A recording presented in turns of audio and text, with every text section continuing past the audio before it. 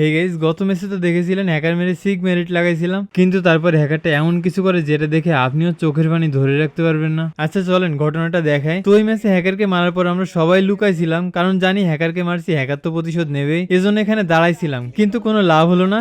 এরপর হ্যাকার আমাদের দুজনকে মারার পরই দেখেন মিলে যাচ্ছে আয়ুষ ভাইকে মারার জন্য। কি স্পিডে যাচ্ছে দেখেন। এখন ওই মিলেই ঘটনাটা ঘটে।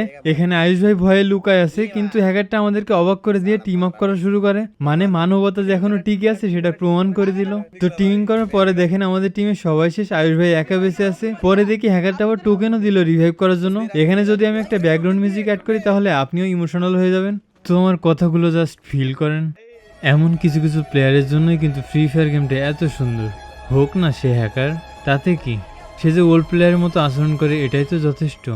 এগুলোই তো আমাদের ফ্রি ফায়ারের সৌন্দর্য, এগুলোই তো আমাদের ইমোশনের জায়গা। তো এই ইমোশনটা বেশি সময়ের জন্য ছিল না। হঠাৎ হ্যাকার তার আসল রূপ দেখাই দিল, পরপর আমাদের তিনজনকে নক করে দেয়। তারপর ধারণা করলাম হ্যাকারটা হয়তো একটা মেয়ে ছিল, এজন্য এত সুন্দর নিখুঁত অভিনয় করলো। তারপর আমাদের শুভ ভাইকেও টিমিং করার অভিনয় করে মেরে দেয়। তো চলেন তার এই সুন্দর অভিনয়ের জন্য একটা সিক মেরিট হয়ে যাক।